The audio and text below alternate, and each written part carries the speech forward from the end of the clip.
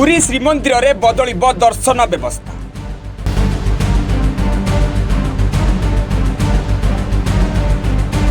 भिड़ नियंत्रण पाई IIT भुवनेश्वर नुआ मॉडल।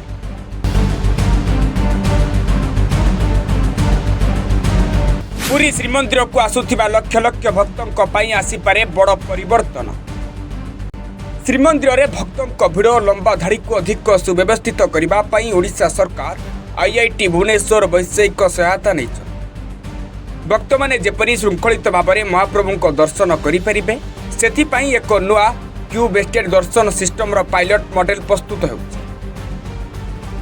नुआ व्यवस्थार मुख्य उद्देश्य होची भक्तों भिड़ को नियंत्रण करने, धाड़ी को सुव्यवस्थित करने और भक्तों को अधिक सुविधार श्रीजीव को दर्शन कराइबा। विशेषकर पर्वपर्वाणी और छुट्टी दिन में श्रीमंदिर में भक्तों संख्या बढ़ुथिबारु भिड़ परिचालन एक बड़ चैलेंज होची।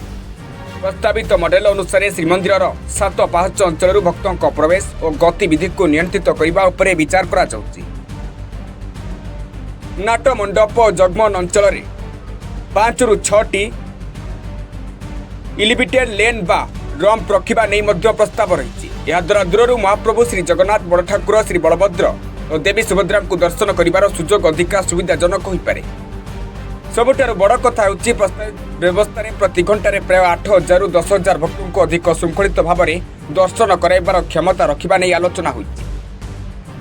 तेबे यह प्रस्तावित मॉडल एवं पायलट परीक्षण पर ही चूड़ांत निष्पत्ति हेब।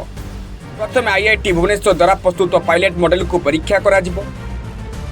या परे छत्तीसा निजोग और श्री जगन्नाथ मंदिर प्रशासन मॉडल को जांच करिवे। परीक्षण आलोचना पर चूड़ांत व्यवस्था लागू करबा नै निष्पत्ति हेब। सरकार पक्षरु कहा जायछि जे नुआ व्यवस्था करबा समय श्रीमंदिर परंपरा, नीतिकांति और धार्मिक प्रथा को संपूर्ण गुरुत्व दिया जिवो। अर्थात आधुनिक भिड़ परिचालन व्यवस्था सह श्रीमंदिर पारंपरिक व्यवस्था मध्य समन्वय रखा चेष्टा होची। जदि पायलट मॉडल सफल हुए तेरे भविष्य में श्रीमंदिर भक्तों लंबा धाड़ी, अत्यधिक भिड़ दर्शन समय होता असुविधा को कमाइबारे यह बड़ भूमिका नहीं पारे। तेबे एबे समस्त नजर IIT भुवनेश्वर प्रस्तुत करने को पायलट मॉडल उपरे। मॉडल किपरि हेबो, भक्तों गतिविधि किपरि नियंत्रण हेबो एवं शेष में श्रीमंदिर दर्शन व्यवस्था केते सुविधाजनक हेबो आगामी पर्यायर स्पष्ट हेबो। Bureau report news 9 Odia.